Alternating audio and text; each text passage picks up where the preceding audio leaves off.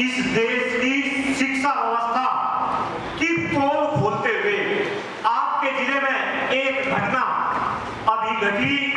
हमारे बीच के एक भाई हमारे बीच में आज नहीं, उनका परिवार मेरे सामने बैठा। उस पीड़ित परिवार के लिए आप में से ही कुछ भाई एवं बहनों ने कुछ आर्थिक सहयोग किया।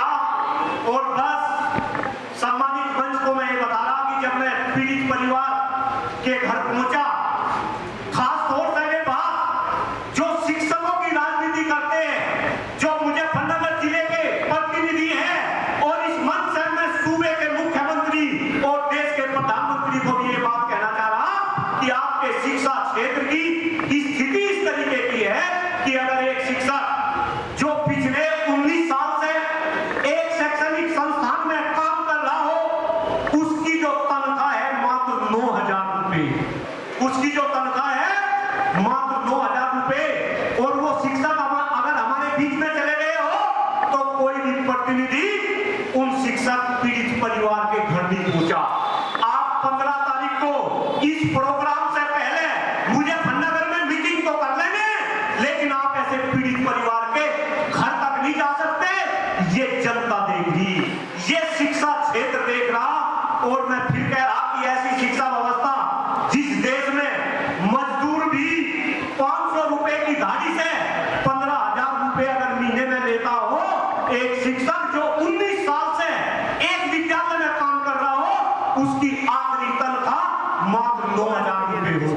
आदरणीय सम्मानित मंच, जब उस शिक्षक के बारे में मैंने उस संस्थान के प्राचार्य आदरणीय अमरपाल भाई साहब जी हैं, जब मैं पहली बार उनसे बात करी कि भाई पीड़ित परिवार के क्या हालात हैं, क्या उनकी कुछ मदद हुई, क्या कोई जनप्रतिनिधि उनके घर पहुंचा, तो आदरणीय अमरपाल जी की वाणी ही मैं बोल रहा, उन्होंने मुझे बताया कि भाई हालात तो ऐसी है कि उनके घर पे एक गाय है, गाय का खाने के लिए चारा भी 7 दिन का चारा वे लेकर आए।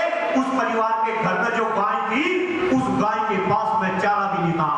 क्यों भाई? देश के ऊपर गायों पर राजनीति करने वाले लोगों को वो गाय नहीं दिखती, ये पीड़ित परिवार नहीं दिखता। लेकिन मैं फिर कह रहा साथियों, मरूंगा भी आपके लिए और आगे जीऊंगा भी आपके लिए। और इस बैठक ने जो जोश मेरे अंदर डाला, शायद वो तो 7वें आसमान पे है। खास तौर से जो इस सभागार में होने चाहिए थे, वे अगर इस सभागार में नहीं, लेकिन ये आवाज डॉक्टर कुलदीप मलिक की उन तक भी जाएगी।